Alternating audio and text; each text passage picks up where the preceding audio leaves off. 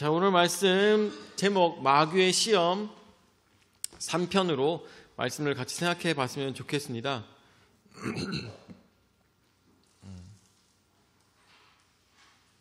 네. 자, 그동안 예수님께서 침례를 받으시고 이제 누가복음 4장에서는 예수님께서 공생애를 시작하시기 위하여서 40일간 성령에 이끌려 광야에서 금식을 하셨습니다. 그 금식을 하고 있는 동안에 우리가 다 그런 느낌이 들겠지만 우리도 이 금식을 하고 있는 동안에 많은 헛것들이 보일 때도 있고 또한 금식을 행하고 있는 동안에 우리도 마귀의 유혹에 빠질 때가 굉장히 많이 있습니다.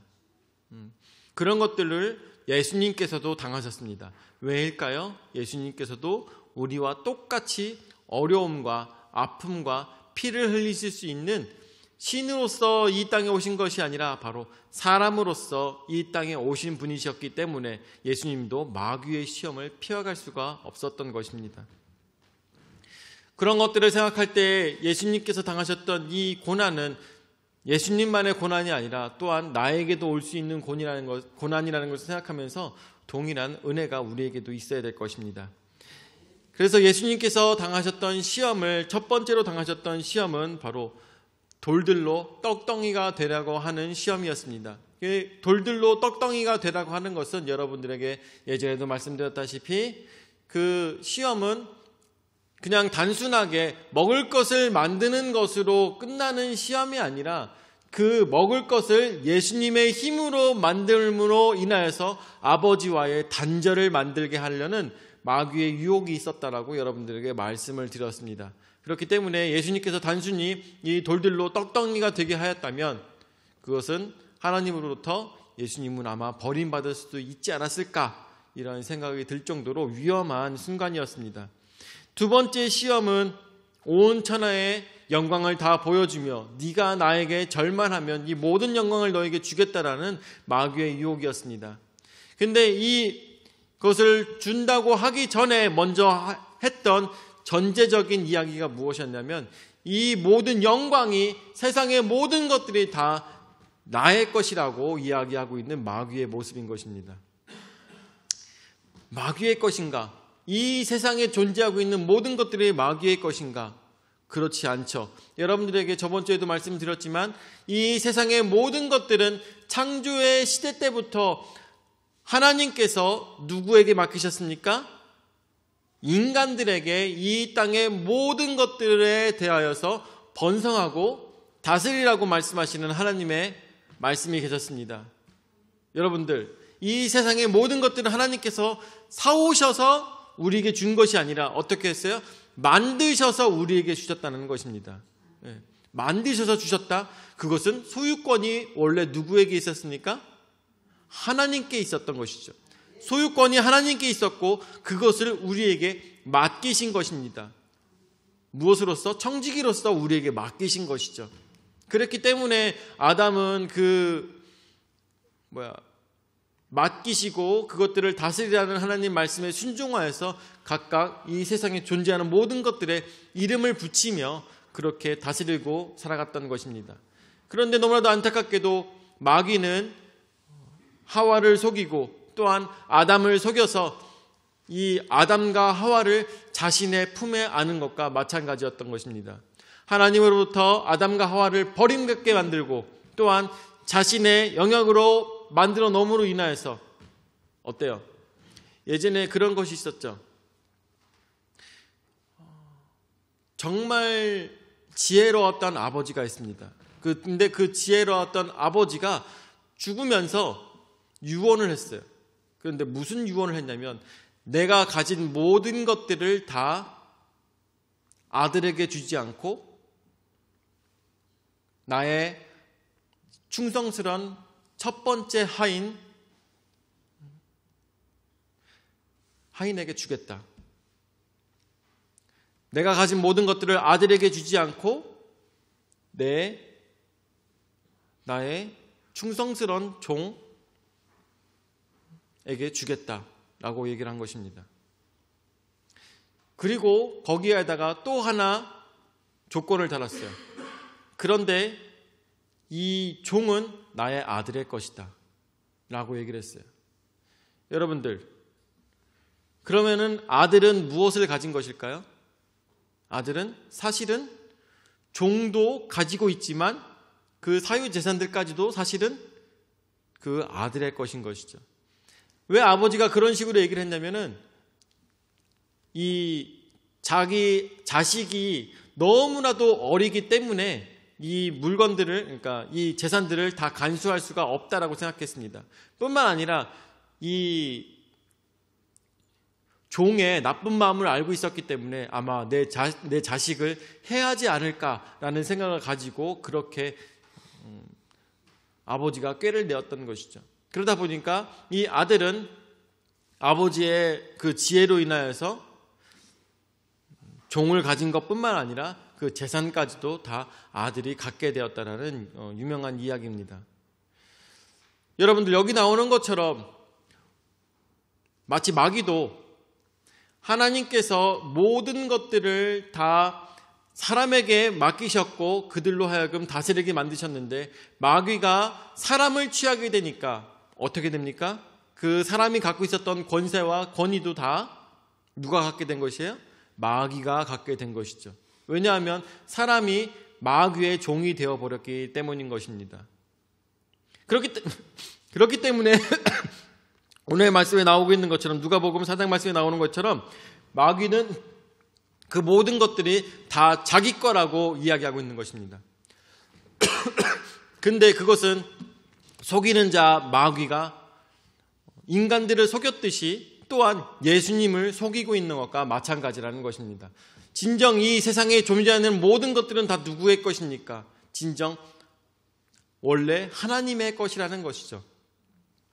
그것을 인간들로 하여금 잠깐 잊게 만들고 잠깐 까먹게 만들고 자신의 것으로 삼고 있었던 것이 마귀의 속셈이라는 것을 우리가 생각할 때 마귀의 이 거짓말은 얼마나 교묘하고 얼마나 무서운가 우리가 생각해 볼 수가 있겠습니다. 자, 세 번째로 이번에는 무슨 시험이 오고 있습니까?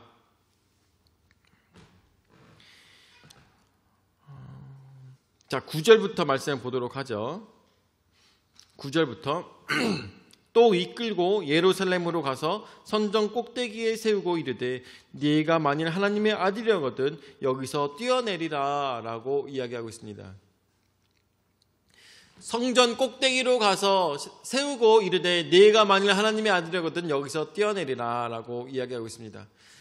제가 정확하게 성전 꼭대기의 높이는 계산해 본 적이 없습니다.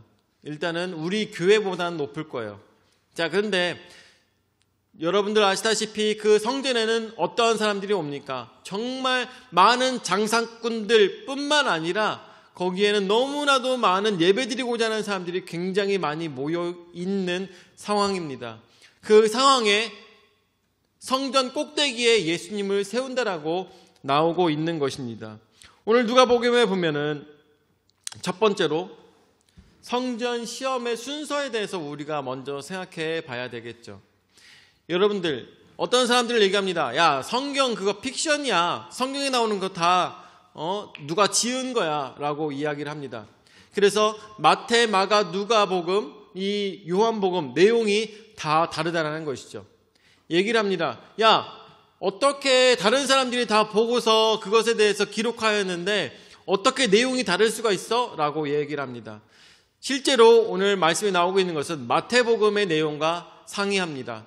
내용이 달라요. 어떻게 다르냐? 첫 번째로는 이 돌로 떡덩이가 만드는 시험이 맞습니다. 그런데 마태복음에선 두 번째는 바로 성전 꼭대기에서 떨어지는 시험입니다. 두 번째가. 그런데 누가복음에서는 어떻게 해요? 세 번째가 성전 꼭대기에서 떨어지는 시험인 것이죠. 왜 이렇게 마태복음과 누가복음은 순서가 다를까에 대해서 우리가 고민해 봐야 됩니다. 여러분들 그런 생각은 별로 안 해보셨을 거라고 생각이 드는데 우리가 성경 말씀을 보고 있는 마태, 마가, 누가복음 이 중에서 예수님을 직접 본 사람은 사실은 마태밖에 없어요. 사실은 마태밖에 없어요. 그러므로 아마 마태복음에 나오고 있는 이 순서가 가장 정확할 것입니다. 따지고 봐도 이렇잖아요. 먼저 돌들로 떡덩이가 되게 하고, 둘째로 선전 꼭대기에서 떨어지게 하고, 세 번째로 천하 만국의 영광을 보여준, 어떻게 보면 순서대로 따진다고 하면은 마태복음의 내용이 굉장히 더 그럴듯합니다. 그리고 마태는 여러분들에게 말씀드렸다시피 예수님 곁에 있었던 사람이기 때문에 더 정확하게 이것들을 정리하여서 쓸 수가 있었을 것입니다. 그렇지만 마가와 누가 같은 경우는 어떻게 해요? 사람들이 한 얘기를 듣고선 그것들을 정리하여서 쓴 사람들입니다. 그러다 보니까 틀릴 수도 있겠거니와 또한 내용이 상이할 수도 있겠죠. 다를 수도 있을 것입니다. 그럼에도 불구하고 누가복음은 그런 것들을 다 따지면서도 굉장히 의미가 있는 책이라는 것은 우리가 부정할 수가 없죠. 자, 그렇다면 누가는 어떤 의도를 가지고 어쩌면 그 순서를 아는데도 불구하고 이것을 바꿨을 수도 있다라는 그러한 상상을 해볼 수가 있습니다. 자, 그렇게 따졌을 때 왜 누가복음에서만 이 성전 이야기가 가장 끝에 나올까? 왜 천하 만국보다 성전이 더 늦게 나올까를 생각해 볼 때 사실은 누가가 그만큼 성전을 더 사모하였다라고 우리가 생각해 볼 수가 있는 것이죠. 마태는 이 내용을 있는 그대로 적기 위해서 노력을 하였을 것입니다. 그렇지만 누가는 이 누가복음을 적을 때 어떠한 마음으로 적었다고 했습니까? 누구들을, 어떤 사람들을 위하여서 이 내용을 적었다고 했습니까? 누가복음은 어린아이와 여자들과 이방인들을 위하여서 이 누가복음을 적었다고 여러분들에게 말씀을 드렸습니다. 그렇기 때문에 누가는 이 내용 속에서 성전을 굉장히 강조하고 싶은 마음이 있었어요. 하나님의 사랑을 받고 있는 이스라엘에 대해서 사람들에게 알려주고 싶었고, 그러면서 그것의 중심이 되는 것이 바로 성전이라는 것에 대해서 알려주고 싶었습니다. 반면 마태복음을 누구를 위해 썼습니까? 유대인들을 위해서 썼죠. 유대인들을 위해서. 그렇기 때문에 유대인들은 너무나도 잘 알고 있어요. 성전이 우리 믿음의 가장 중심이 된다는 것을 생각하고 있었습니다. 그렇기 때문에 반드시 그렇게 쓸 필요는 없었겠지만 누가는 아마도 이 성전을 더욱더 강조하고 싶었을 것이다라는 그런 상상을 우리가 해볼 수가 있겠습니다. 자, 그래서 두 번째로 성전 시험의 의미에 대해서 우리가 생각해 봐야 될 것입니다. 성전 시험의 의미. 하나님 말씀에 나오고 있는 이 성전 시험의 의미는 우리가 단순히 생각한다면, 성경 말씀에서만 우리가 생각해 본다면 바로 이런 것으로 생각해 볼 수가 있겠죠. 성전 꼭대기에 쓴다는 것은 무엇을 의미하겠습니까? 성전 꼭대기에 선다. 아주 오냐오니까 할아버지 머리 꼭대기에 올라가려고 한다고 그런 얘기를 하죠. 그런 것처럼 우리 말에도 나오고 있는 것처럼 이스라엘에서도 성전 꼭대기에 올라간다는 것은 특별한 의미가 있는 것이죠. 그것은 바로 하나님의 권위 위에 쓴다라는 것입니다. 그런데 그런 권위 위에 쓴다라고 했을 때 네가 하나님의 아들이니까 성전 꼭대기에 선다 할지라도 아무 문제가 없지 라고 마귀는 유혹하고 있는 것과 마찬가지입니다. 뿐만 아니라 여기에는 또 중요한 의미가 숨겨져 있는데, 여러분들 아시다시피 이 유대인들은 이것을 읽었을 때 우리와 다른 것을 느끼게 될 것이에요. 왜냐하면 성전의 꼭대기라는 것은 언제나 굉장히 붐비는 장소이기 때문인 것이죠. 굉장히 붐비는 장소, 굉장히 언제나 사람들이 가득 차 있는 장소라는 것입니다. 오히려 사람이 아무도 없는 밤일지라도 그 성전을 지키고 있는 병정들이 있을 정도로 그곳은 언제나 사람이 가득한 장소라는 것이죠. 우리 청주로 따진다면 어디쯤 될까요? 청주로 따진다면 어디 흥업백화점 꼭대기쯤 될까요? 어디쯤 될까요? 사람들이 언제나 가장 많은 곳. 아마 지금 세상으로 따지면 지금도 아마 광화문 쪽에는 굉장히 사람들이 많이 모여 있을 것 같은데, 광화문에 있는 교보생명 그 빌딩 꼭대기쯤에서 어떤 사람이 손을 들며 서 있다가 갑자기 뛰어내린다고 한번 생각해 보십시오. 뛰어내렸는데 이 사람이 철퍼덕 죽을 거라고 사람들이 다들 생각하고 있었는데, 이 사람이 갑자기 딱 떨어지다 갑자기 슈퍼맨처럼 딱 섰어요. 딱 떨어지다가 슈퍼맨처럼 딱 섰어. 그럼 사람들이 뭐라고 하겠습니까? 놀래겠죠. 사람들이 놀라면서 뭐라고 할까요? 와! 박수 치면서 하나님의 아들이다! 하나님의 아들이다! 아니면 뭐 애들이면 야, 슈퍼맨이 왔다! 막 이렇게 하겠죠. 굉장히 많은 사람들로 하여금 이목을 받을 것이고, 뿐만 아니라 굉장한 인기를 누리게 될 것입니다. 예수님으로 하여금 이 세 번째 시험, 이 성전 꼭대기에서 뛰어내리는 시험은 마치 그것을 상상해 봐야 된다는 것이죠. 예수님께서 성전 꼭대기에서 선다는 것 자체도 문제가 되겠지만, 거기서 뛰어내린다는 것은 어떻게 보면 우리로 하여금 생각했을 때 예수님의 세상을 구하고자 하는, 세상을 죄로부터 구해내고자 하는 그 사역을 더 쉽게 갈 수 있는 방법이라는 것이죠. 더 쉽게 갈 수 있는 방법. 왜 그렇습니까? 성전 꼭대기에서 딱 떨어지다가 딱 똑바로 섰기 때문에 많은 사람들로 하여금 칭송을 받게 되는 것이죠. 만약에 예수님께서 성전 꼭대기에서 떨어져서 이렇게 딱 해가지고 사람들로 하여금 칭송을 받으며 많은 유대인들로 하여금 박수를 받게 되었을 때 그 여파는 굉장할 것입니다. 아마 대단할 것이에요. 많은 사람들로 하여금 얘기할 겁니다. 저 사람이 성전 꼭대기에서 떨어졌는데 천사들이 붙잡아 준 사람이잖아. 저 사람이 성전 꼭대기에 딱 떨어졌는데 이렇게 무슨 기적을 일으키는 것처럼 이렇게 똑바로 쓴 사람이잖아. 많은 사람들이 예수님을 볼 때마다 그 이야기를 할 것입니다. 그러면서 얘기하겠죠. 하나님의 아들인가? 아니면 하나님인가? 하여튼 뭔지 모르겠지만 저 사람 굉장히 특별한 사람이야 라고 얘기할 수가 있겠죠. 저는 이렇게 생각한 적이 있어요. 어렸을 때 무슨 생각을 했냐면, 예수님께서 그 사역을 하심에 있어서 만약에 십자가에 달리셨을 때 십자가에서 본인의 힘으로 내려오시고 그곳에서 자신을 괴롭혔던 많은 사람들에게 번개를 다 때리셨다면 더 많은 사람들이 믿지 않았을까? 아, 하나님의 아들이구나. 우리가 하나님께, 예수님이라는 분에게 굴복해야겠구나 라고 많은 사람들이 생각하지 않았을까요? 저는 어렸을 때 그런 생각을 했었어요. 여러분들은 어떻게 생각하십니까? 그런데 시간이 지나고 난 후에 예수님께서는 십자가에 달려 돌아가실 수밖에 없었다라는 것을 깨달아 알았던 것이죠.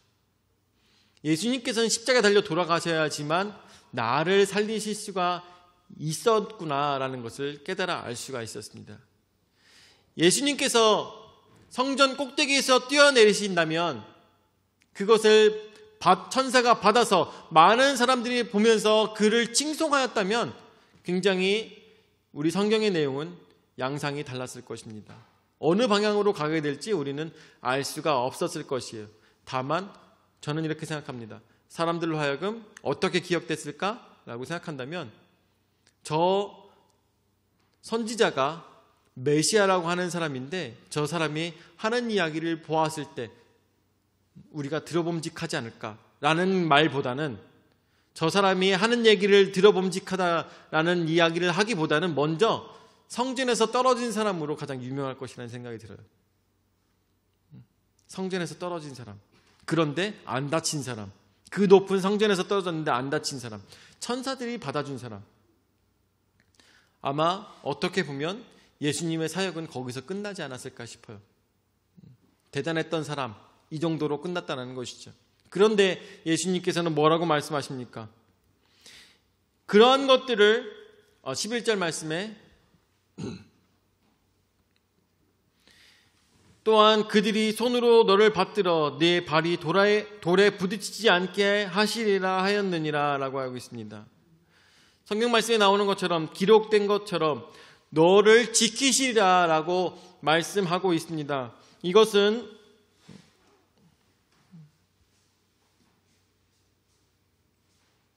시편 91편 1절서부터 2절까지 말씀이 나오고 있는 어떤 말씀인데 제가 읽어드리도록 하겠습니다. 지존자의 은밀한 곳에 거주하며 전능자의 그늘 아래에 사는 자여, 나는 여호와를 향하여 말하기를 그는 나의 피난처요 나의 요새요 내가 의뢰하는 하나님이라 하리니 라고 이야기하고 있습니다. 여러분들, 하나님께서는 우리의 피난처 되십니다. 우리의 피할 바위가 되십니다. 나를 인도하시는 하나님이십니다. 그렇지만 여러분들, 여기서 우리가 꼭 기억해야 될 것은 나의 살아가는 삶 속에서 하나님의 기적을 나의 계획 위에 두지 말라는 것이죠. 그것이 너무나도 중요하다는 것입니다. 자, 내가 이제부터 나가서 자동차로 뛰어들 거야. 내가 목사로서 하나님이 계시다라는 것을 많은 사람들에게 증거를 보이기 위해서는 이 방법밖에 없어 하면서 내가 차로 뛰어들었을 때 그 차는 분명히 하나님께서 나를 지키시기 때문에 반으로 갈라질 거야 라고 하며 많은 사람들이 보고 있는 앞에서 제가 차로 뛰어드는 것과 마찬가지일 것입니다. 여러분들, 이 얼마나 어리석은 짓입니까? 이 얼마나 어리석은 짓입니까? 우리의 삶 속에서 하나님께서는 나로 하여금 지키시고 인도하시며 보호하시는 하나님이시지만 그 보호를 내가 의심하며 그것을 내가 시험해서는 안 된다는 것이죠. 또한 하나님께서는 그런 돌발적인 상황에 우리의 자유의지를 인정하시고 죽게 내버려 두실 것입니다. 저는 그렇게 생각해요. 우리의 자유의지니까 너 죽고 싶어? 어쩔 수 없지 뭐. 이렇게 될 겁니다. 아마 이렇게 될 것이에요. 하나님께서는 우리의 피난처가 되시며 또한 피할 바위가 되시는 분 분명히 맞습니다. 그렇지만 하나님을 시험하는 것은 우리로 하여금 할 일이 아니라는 것이죠. 그렇기 때문에 12절 말씀, 예수께서 대답하여 이르시되 주 너의 하나님을 시험하지 말라 하였느니라. 아멘. 그렇습니다. 시험하지 말아야 되는 것입니다. 저는 가끔 이런 것을 가지고 우리 애기들을 통해서 얘기를 하는데, 만약에 준결이가 의자를 타고 올라가가지고 만약에 저희 집에 있는 테이블 위에 올라갔다고 생각해 보세요. 테이블 위에 올라갔는데 엄마를 너무 믿어가지고 뛰어내렸어요. 엄마가 있는 쪽으로 뛰어내려요. 그럼 어떻게 할까요? 엄마가 어떻게 할까요? 받죠. 당연히 받습니다. 당연히 받아요. 그런데 옳은 행동이야? 옳지 않은 행동이에요? 혼나야 되는 행동인 거죠. 혼나야 되는 행동입니다. 저는 이렇게 생각합니다. 하나님께서도 우리를 지키실 것입니다. 그렇지만 하나님을 시험하여 우리가 돌발적인 행동을 한다면 하나님께 혼나 마땅하다는 것이죠. 그렇게 생각하면 좀 더 쉬울 거라고 생각이 듭니다. 자, 그래서 세 번째로 이제 이 모든 시험들을 마무리하며 세 번째로 13절에 마귀가 모든 시험을 다한 후에 얼마 동안 떠나니라. 아멘. 그렇습니다. 드디어 예수님께서는 이 모든 시험을 다 이기셨습니다. 무엇으로 이기셨습니까? 다 하나님의 말씀으로 이 모든 시험들을 이기셨습니다. 그런데 우리가 여기서 주목해 봐야 될 것은 얼마 동안이라고 나옵니다. 얼마 동안. 그래서 성경 말씀에 보니까 언제 또 마귀가 예수님을 시험하게 되는 때가 오냐면은 누가복음 22장 3절 말씀인가? 거기서 가룟 유다에게 사탄이 들렸을 때 나옵니다. 가룟 유다를 통하여서 누가는 사탄이 그의 마음을 잡고 있었다라고 표현을 하고 있습니다. 그렇기 때문에 아마 얼마 동안은 이 가룟 유다가 틈을 보이는 그 순간까지 마귀는 기다리고 있었을지도 모릅니다. 그렇지만 다른 학자들은 이렇게 얘기합니다. 그것이 아니라 이미 마귀는 오랜 시간 동안 예수님께서 그렇게 하나님의 일들을 하시고 계시는 공생의 모든 기간 동안에 제사장의 마음을 움직이고 바리새인들의 마음을 움직이고 사람들의 마음을 움직이고 뿐만 아니라 예전에 여러분들에게 그런 말씀도 드린 적이 있었죠. 2,000마리의 돼지가 죽게 됨으로 인하여서 그곳에 있었던 이방인이 예수님을 그 지역에서 떠나가라고 이야기했던 적이 있었어요. 근데 만약에 거기서 그 돼지의 주인이 예수님으로 하여금 떠나가라고 얘기를 안 했다면 그 지역에는 구원과 많은 사람들이 병이 낫는 귀한 역사가 있었을 것이라고 여러분들에게 말씀을 드린 적이 있었죠. 그러므로 인하여서 결국 마귀가 승리한 것처럼 보였던 반쪽인 승리였다라고 여러분들에게 말씀을 드리면서 사실은 이것을 통하여서 하나님의 말씀이 더 크게 전파되는데 하나님께서 더 크게 사용하셨다라고 여러분들에게 말씀을 드린 적이 있었습니다. 그때도 여러분들 기억하셔야 되는데 마귀는 쉬지 않았습니다. 예수님께서 사람들에게 사랑으로 덮으시며 하나님께서 예수님을 통하여서 많은 일들을 행하실 때 마귀도 쉬지 않고 계속 사람들을 유혹하며 사람들로 하여금 예수님을 핍박하게 만들고 저주하게 만들며 무너뜨리게 하기 위해서 최선을 다했다는 것을 우리는 너무나도 잘 알고 있습니다. 그렇기 때문에 예수님의 사역 속에서 마귀의 사역도 우리는 같이 생각을 해봐야 된다는 것입니다. 오늘 성경 말씀을 통해서 마귀의 시험 세 번째에 대해서 여러분들에게 말씀을 드렸습니다. 예수님께서 성전 꼭대기에서 떨어질 때 아마 성전 꼭대기에서 떨어질 때 많은 사람들이 예수님께서 다치지 않는 모습을 보면서 예수님의 사역은 더 쉬웠을 거라고 아마 예수님도 상상하셨을지 모릅니다. 그렇지만 그것이 정답이 아니라 하나님께서 하시는 일은 너무 빠르게도 너무 느리게도 아닌 가장 적당하고 가장 좋고 가장 아름다운 방식으로 하신다는 것을 우리는 생각해 볼 수가 있는 것이죠. 왜 하나님 저에게 이렇게 안 하십니까? 이렇게만 저에게 주신다면 하나님이 계신 것을 많은 사람들이 보게 될 텐데요. 이럴 필요가 없다는 것이죠. 하나님께서는 그것보다 더 놀라운 방법으로 인류를 구원하시기 위한 계획들을 가지고 계신다는 것입니다. 그리고 또 한 가지 우리가 생각해야 될 것, 마귀는 항복하였습니까? 항복하지 않았다는 것이죠. 끝까지 우리를 붙들고 끝까지 우리를 넘어뜨리기 위해서 최선을 다할 것이 마귀가 해야 될 일이라는 것입니다. 언제까지일까요? 우리가 하나님 아버지 품에 안기는 그날까지 마귀는 항복하지 아니하고 쉬지 아니할 것입니다. 우리에게 끝까지 붙들고 이야기할 것입니다. 야, 너 성전 꼭대기에서 떨어져 봐. 야, 너 돌들로 떡덩이가 되게 해봐. 야, 너 나에게 절만하면 내가 천하의 모든 것들을 다 너에게 줄게. 마귀는 우리의 인생 속에서 끊임없이 우리를 넘어뜨리기 위해서 시험을 걸 것입니다. 이 모든 시험에서 우리는 어떻게 해야 되겠습니까? 하나님의 말씀으로 무장하여서 이기고 또 이기고 또 이기는 우리 풍성한 침략의 모든 성도들 되시기를 예수 이름으로 축원을 드립니다. 아멘. 사랑을 역사하시는 주님을 하사날 감사드립니다. 오늘도 귀한 은혜의 시간 허락하여 주셔서 저들로 하여금 깨닫고 깨달을 수 있도록 인도하여 주심을 감사를 드립니다. 이 세상에 하나님의 일들 가운데 쉽게 되는 것은 없을 것입니다. 왜냐하면 예수님께서도 쉽게 하지 않으셨기 때문인 것입니다. 우리가 어떠한 순간에도 마귀의 유혹에 넘어지지 않냐고 쉽지 않은 하나님의 일들에 진심으로 다가갈 수 있도록 인도하여 주시옵고 이 모든 일에 나의 힘으로 승리하는 것이 아닌 하나님의 승리를 기대하며 고대하며 살아가는 풍성한 침략의 모든 성도들 될 수 있도록 역사하여 주시옵소서. 이제는 자기 몸 버려 죽기까지 우리 죄를 담당하신 구주 예수 그리스도의 은혜와 자기 외아들을 주기까지 우리를 사랑하신 아버지 하나님의 무한하신 사랑과 성령 하나님의 감화 감동 역사 교제 위로 내주시는 은혜가 마지막 승리를 바라며 오로지 하나님 말씀에 순종하고 모든 마귀의 유혹에 넘어지지 않는 말씀으로 무장한 모든 성도들 머리머리 위에 영원히 함께 하실지어다. 아멘.